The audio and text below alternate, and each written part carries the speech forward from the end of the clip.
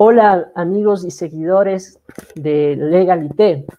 El día de hoy les traemos una entrevista con la abogada Verónica Hernández. Ella es abogada y profesora de Derecho Constitucional y Derechos Humanos de la Universidad del Espíritu Santo y ha sido cofundadora de la idea La Corte Dice, del proyecto La Corte Dice, que es un proyecto bastante interesante que se ha generado en la red social Twitter, donde día a día sube contenido actualizándonos de los conceptos abordados por la jurisprudencia de la Corte Constitucional. Sin más preámbulos, entonces, le damos la bienvenida a Verónica y gracias por aceptar esta entrevista. La primera pregunta con la que me gustaría arrancar es justamente ¿qué importancia tiene actualmente los precedentes de la Corte Constitucional dentro de las fuentes del derecho constitucional y qué importancia tiene para los abogados litigantes en materia de garantías conocer estos precedentes? Gracias, Juan Francisco, por la pregunta. A ver, cuando me preguntan sobre la importancia del precedente, yo no sabría cómo señalarle como del 1 al 10 cuál es la importancia. Para mí claramente es número 10. Siento que en el país estamos entrando a una cultura del precedente, cosa que obviamente antes no se veía o no se manejaba digamos, con la frecuencia o la potencia con la que hoy por hoy se los toma en consideración. La importancia del precedente surge o se da, yo lo identifico específicamente en dos cuestiones. Primero, por la previsibilidad. Cuando uno conoce cómo fallan los jueces, las juezas y los jueces, no solo de la Corte Constitucional, sino cuando se trata de un asunto similar, de un caso análogo, esa previsibilidad ayuda, ¿verdad? Ayuda a las abogadas y a los abogados en la defensa de los casos, en el nivel de su argumentación. Y a su vez, indudablemente, operadores de justicia, un poco como para que no sientan que están descubriendo algo nuevo, sino para que se apoyen en todo este cúmulo de decisiones que, digamos, se reiteran una y otra vez o se encuentran una y otra vez como copiado y pegado en esa solicitud o esas pretensiones que hay de casos similares. Entonces, la importancia es para mí tremenda, sobre todo tomando en consideración esta cultura del precedente que creo que se está dando dentro de nuestro país. Por ejemplo, diríamos entonces que finalmente hoy en día, al lado de la Ley Orgánica de Garantías, lo que yo debo tener es los precedentes antes de irme a litigar en materia, porque casi que solo con la ley estaría vacío.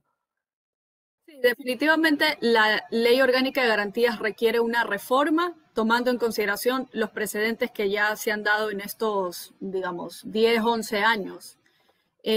No cuento desde el 2008, claramente, porque empieza como a tener el nacimiento de la Corte entre el 2008 y el 2010 fue un poco como lento, pero las decisiones empiezan con gran fuerza a partir de ese año, me parece. Entonces, sí, indudablemente los abogados tienen que ir o tienen que fundamentar o realizar o elaborar sus garantías jurisdiccionales, sus acciones, con base no solamente a la ley de garantías, como bien lo señalas, esta se queda corta cuando se quiere, por ejemplo, buscar cuestiones como qué puede hacer un juez durante el término probatorio, si puede o no considerar los argumentos del amicus curiae, si puede o no aceptar una extraordinaria protección de una medida cautelar constitucional. Entonces, esos son criterios que se han desarrollado a partir o en la jurisprudencia y que no se ven con gran claridad en la ley de garantías jurisdiccionales. Entonces, la respuesta es que sí. Definitivamente los abogados que litigan en esta materia deben de tener en consideración y estar actualizados en estos precedentes. Ahora, en cuanto justamente, un poco retomando la idea que usted menciona, que recién estamos teniendo esta cultura de precedentes, de cuándo un precedente es prevalente, cuándo no, hay también cierta discusión que ha habido alrededor de, más con la anterior corte que en esta, pero había veces donde diferenciaba entre unas sentencias que ellos decían constituye jurisprudencia de obligatorio cumplimiento, o actualmente, por ejemplo, las jurisprudencias que tienen esta numeración JP, y sentencias que no lo dicen, pero que tal vez, o sea, al menos desde mi punto de vista, la Constitución es clara en señalar que todo lo que, o sea, las sentencias de la Corte Constitucional en materia de garantías son de obligatorio cumplimiento, pero no sé si es que tal vez para usted, o ha visto, no sé si usted, o a través de las sentencias, hay una diferencia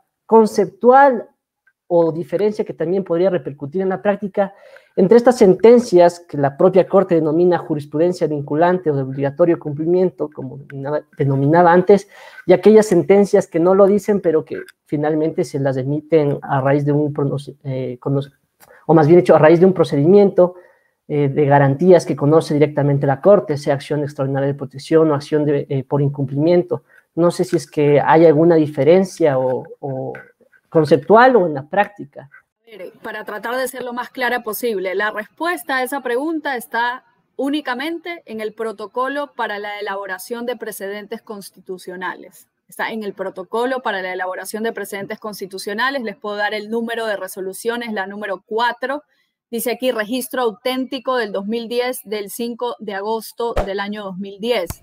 Entonces, ese protocolo señala en palabras muy sencillas cuando estamos frente a un precedente vinculante y en la misma sentencia lo dice. La misma sentencia dice esto constituye un precedente vinculante. Más allá de JPO, la misma sentencia te señala que es un precedente vinculante. Ahora bien, yo comprendo la duda que surge y la duda que hay frente a, porque también encontramos casos, justo leía hace pocos días, estos fallos que ahora se están dictando a propósito de la selección que está haciendo la Corte Constitucional de temáticas importantes, relevantes para distintas personas y grupos.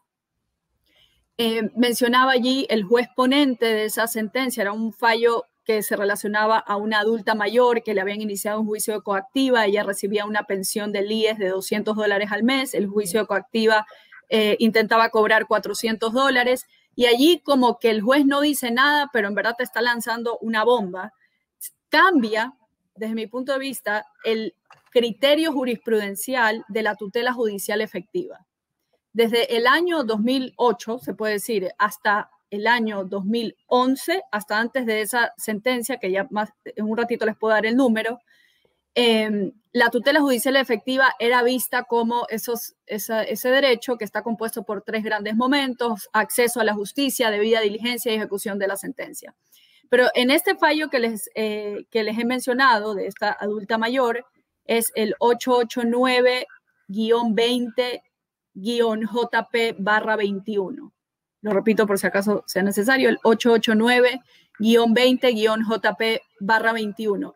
En esa sentencia, y ustedes van a poder fijarse que a partir de ese fallo en adelante, las sentencias que traten o analicen la tutela judicial efectiva van a citar ese fallo 889. Hay un cambio en cuanto al tratamiento de los elementos de la tutela judicial efectiva y el juez ponente de ese fallo señala que ya no se tiene que ver a la debida diligencia como un elemento de la tutela judicial efectiva, sino que al momento en el que un juez analiza este derecho de protección, puede conectarlo a una garantía del debido proceso de manera autónoma. Es decir, si yo como juez considero que ha existido vulneración a la motivación, lo puedo analizar de una forma autónoma y no tengo que por ello declarar afectada la tutela judicial efectiva. Muchas veces hay operadores de justicia que siguen resolviendo en base a ciertos precedentes que han sido actualizados. No sé si tal vez puede comentarnos cuáles son aquellos, digamos, precedentes anteriores de los cuales la Corte ya se ha alejado. A mí, por ejemplo, se me viene uno a la mente, que lo tengo clarísimo. Antes la Corte Constitucional se inventó, y digo se inventó porque es el único país donde se establecieron estos 3 requisitos de la motivación, que era la lógica, comprensibilidad, razonabilidad. Y actualmente ya la Corte Constitucional ya ha dicho, miren, la motivación no es que requiere de malabares argumentativos, aquí lo que se necesita es la norma de derecho, los hechos relevantes expuestos por las partes y cómo estos, digamos, se adecúan. Finalmente es una motivación que aquí en cualquier país. Sin embargo, uno sigue viendo cómo los operadores de justicia siguen mencionando estos parámetros que ya la Corte no los utiliza. Entonces, un poco para poner en contexto de las personas que se conocen, ¿cuál usted diría que son aquellas precedentes que ya es necesario que se tome en cuenta que ya han sido abandonados y que ya no deberíamos utilizarlos ni los abogados ni los operadores de justicia, al menos los más relevantes? Es interesante lo que señalas, Juan Francisco, porque me han preguntado varias veces, bueno, ¿qué ha pasado con el test de motivación? ¿Qué hago con esta información que tengo si yo ya sabía cómo argumentar con base a estos 3 parámetros? La Corte Constitucional de forma expresa no se ha alejado de ese precedente. Es decir, la Corte Constitucional no es que ha dicho que aquellos elementos son incorrectos y que por lo tanto va a aplicar otros, solo que de manera sutil, si se quiere, ha empezado a utilizar o a invocar otros elementos, que son los que acabas de señalar tú hace un momento. Entonces, si me preguntas a mí, si alguien los utiliza, definitivamente es como hablar un idioma un tanto pasado, pero no es que es incorrecto, ¿verdad? Eso sería lo importante señalarlo. Diferente es de una postura completamente contraria que ha tenido la Corte Constitucional, por ejemplo, actual, con relación a la pasada, frente al Estado como parte procesal o frente al Estado como legitimado activo. Cuando ya ha señalado y ha dicho el Estado no tiene derechos relacionados a la dignidad. Los derechos relacionados a la dignidad son de la persona humana, más no del Estado. Ese sí sería un precedente completamente distinto, ese tratamiento que se le ha dado a la libertad de expresión. Y por eso incluso es curioso cómo ahora que se está debatiendo este nuevo proyecto, o se va a debatir este proyecto de ley sobre la libertad de expresión, digamos, como que no se ha tomado en consideración precisamente estos criterios jurisprudenciales, al menos esa es mi opinión. Ese es uno de los precedentes en los que la Corte de forma más expresa o tajante ha dicho yo no estoy de acuerdo con lo que antes se mencionó. Otro tipo de precedentes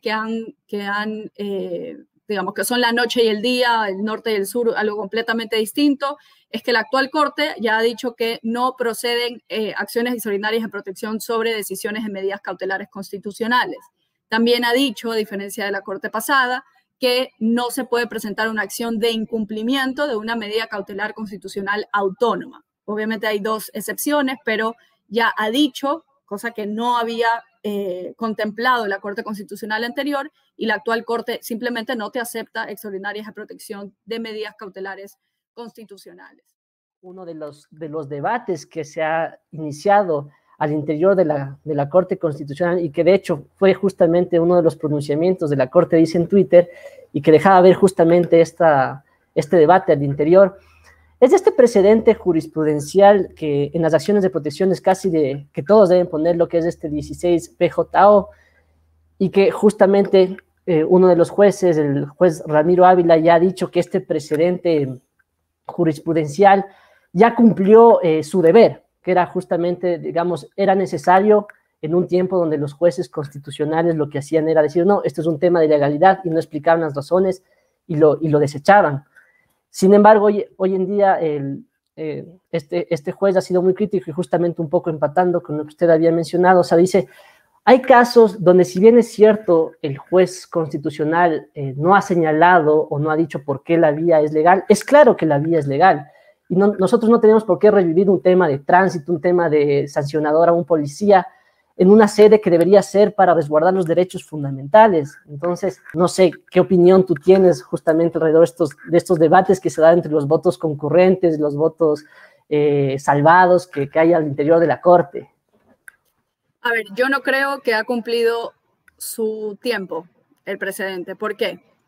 Porque si efectivamente uno en la práctica viera que los jueces, no puedo hablar de todos porque no es así, pero que alguno de ellos todavía continúa, porque esto se sigue dando, que te niega una acción de protección por considerarla de mera legalidad cuando realmente es un problema constitucional. Yo creería que el precedente ha cumplido su función, pero el problema es que esa conducta permanece y continúa. Puede ser que en un número menor, pero considero que, y ahí viene el tema de la necesidad quizás de jueces especializados en materia constitucional. O sea, tiene que ser difícil también ser un juez de lo civil, un juez de lo penal, que tienes tu mente estudiada y configurada de una forma tal que concibes el derecho de una manera y luego de un momento a otro te llega un tema urgente, un tema de vulneración, por ejemplo, de derechos a la niñez, y te corresponde pues allí conocer y saber los precedentes, la ley,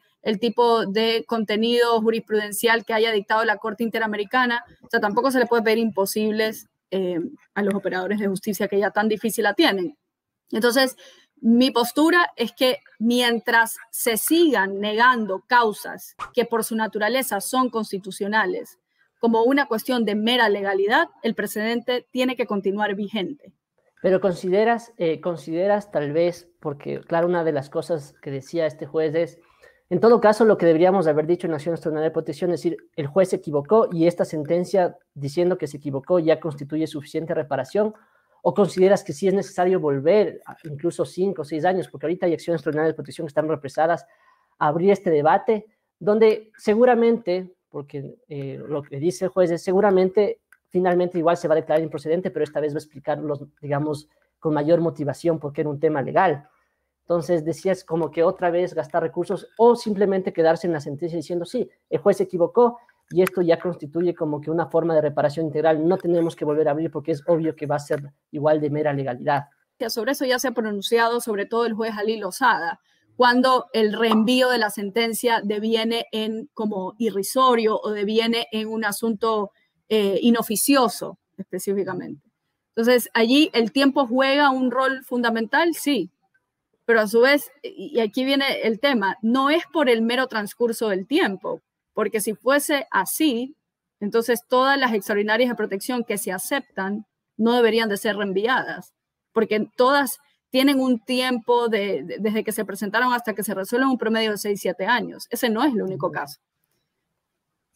Justamente la pregunta que me surge a propósito de esto de los votos salvados y concurrentes es, y digamos esto en la práctica, ¿qué tan recomendable es, por ejemplo, utilizar en el argumento de la demanda el razonamiento que está en el voto concurrente o un voto salvado? ¿Qué tan persuasivo podrá ser?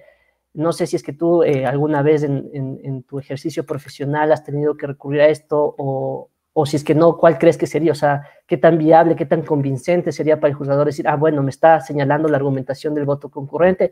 ¿O tú crees que finalmente termina siendo algo como doctrinario? No creo que termine siendo algo como doctrinario. Yo creo que los votos salvados son la jurisprudencia del futuro.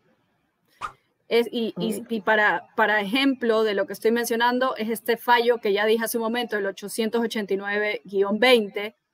En ese fallo, lo que dice allí el juez ponente, que es el doctor Ramiro Ávila, él señaló aquello de la tutela judicial efectiva y que ya decía la debida diligencia no, porque si tú dices que el juez faltó a la debida diligencia, puede ser que poner mal una fecha sea una afectación a la debida diligencia. Entonces, no puedes hablar de una manera así tan como superficial, sino que tienes que conectarlo a una garantía.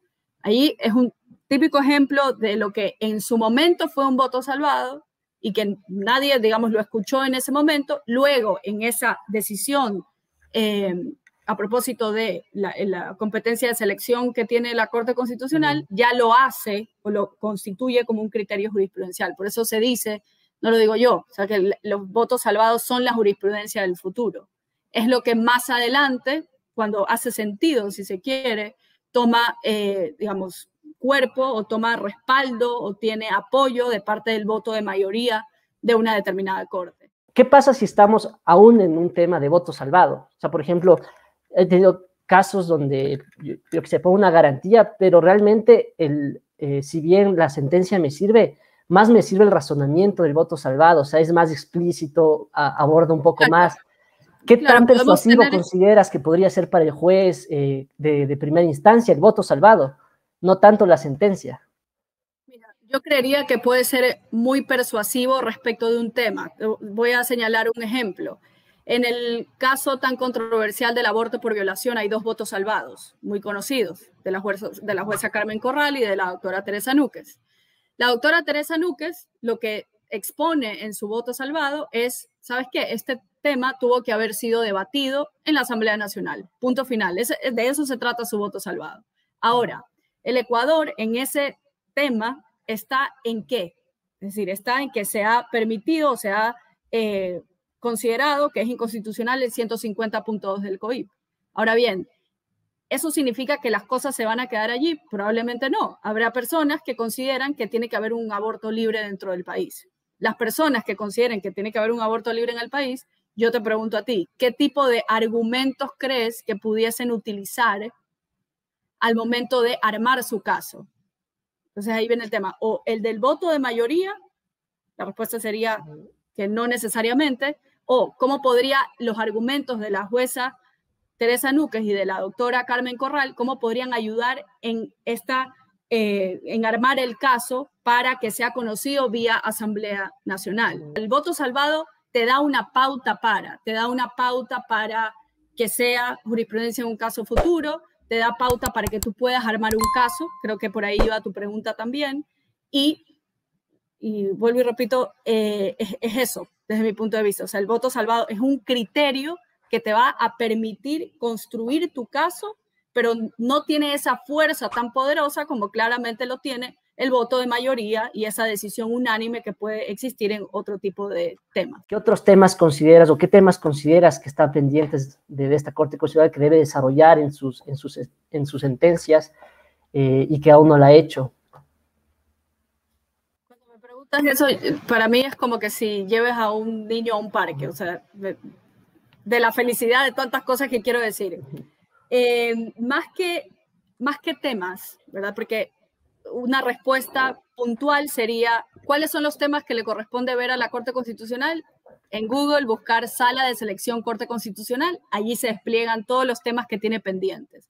Asuntos de personas trans, asuntos del habeas corpus de un animal, asuntos como habeas corpus en temas relacionados a violencia de género, temas de paridad, es decir, allí encuentras cuáles son los temas pendientes. Ahora bien, ¿qué es lo que yo quisiera ver en la Corte relacionado a las decisiones que están tomando? Yo quisiera ver en asuntos relacionados a derechos sociales un análisis económico del derecho, un análisis de política pública, un análisis del costo de esa decisión que está tomando. Porque es muy sencillo decir, perfecto, ordeno que se entregue medicamentos a X grupo de personas con enfermedad catastrófica. Yo estoy de acuerdo con esa decisión. Pero ¿cómo eso va a impactar al presupuesto? ¿Es posible que esa decisión se cumpla o no se cumpla? Es decir, ¿cuál es la política pública relacionada a ese asunto? Porque partir únicamente de lo que dice la norma, de lo que dice la jurisprudencia de la Corte Interamericana y de los hechos del caso, siento que deja cojeando a la decisión. Yo creo que hace falta, cuando se trata de derechos sociales, un análisis de política pública, un análisis económico del derecho, cuando la decisión judicial repercute o va a afectar el presupuesto general del Estado.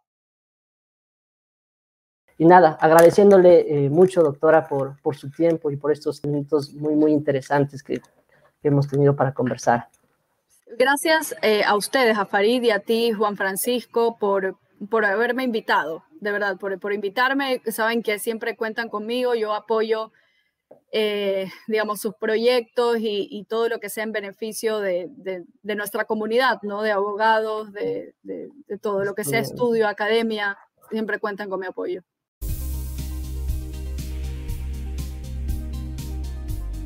Muchísimas gracias por esta entrevista. Nada más recordarles entonces que sigan a la doctora por sus redes sociales y que estén muy pendientes de este proyecto que está en las redes sociales, que se llama La Corte Dice, porque esto es apenas un poco de la discusión que se puede generar alrededor de este proyecto.